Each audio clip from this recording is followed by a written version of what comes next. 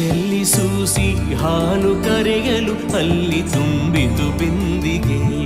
ಸತ್ಯವೇ ಭಗವಂತನಿಂದ ಪುಣ್ಯಕೋಟಿಯ ಕಥೆಯಿದು.